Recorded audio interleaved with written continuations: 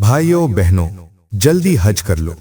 بیت اللہ وہ گھر جو ہمارے رب کا ہے، جہاں ہمیشہ ہدایت برستی ہے، جہاں ہر نبی تشریف لے گئے، جہاں جبرائیل امین علیہ السلام بار بار اترے، جہاں ہمارے آقا صلی اللہ علیہ وسلم کا بچپن گزرا، جوانی گزری، جہاں آپ صلی اللہ علیہ وسلم کو نبوت ملی، جہاں آپ صلی اللہ علیہ وسلم نے اپنے دستے مبارک سے حجر اسود رکھا، جہاں ہمارے آقا صلی اللہ علیہ وسلم نے بے شمار سجدے کیے اور ان سجدوں میں آپ صلی اللہ علیہ وسلم کو اذیت کا نشانہ بنایا گیا۔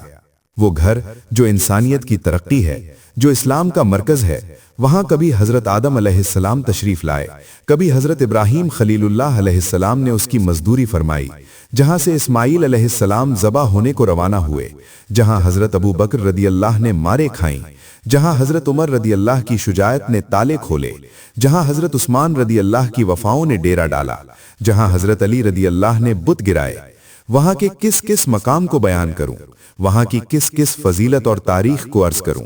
زمین پر تو کیا، آسمانوں پر بھی کعبہ اور زمزم جیسی بلند عظمتیں موجود نہیں ہیں۔ اس لیے بھائیوں بہنوں، جلدی حج کر لو، جلدی کرو بھائیوں، جلدی کرو، جلدی کرو بہنوں، جلدی کرو۔ مکان پھر بن جائے گا، نہ بنا تو کیا ہوا؟ شادیوں کے خرچے پھر آ جائیں گے، نہ آئے تو کیا ہوا؟ حج کا فریضہ ادا کر لو، حج کا فریضہ ادا کر لو، حج کا فریضہ ادا کر لو۔ دیکھو ہمارے آقا صلی اللہ علیہ وسلم کیا فرما رہے ہیں، تعجلوا الی الحج فإن أحدكم لا يدري ما يعرض له۔ حج کے لیے جلدی کرو، کیونکہ تم میں سے کوئی نہیں جانتا کہ اسے کیا حالت پیش آ جائے گی۔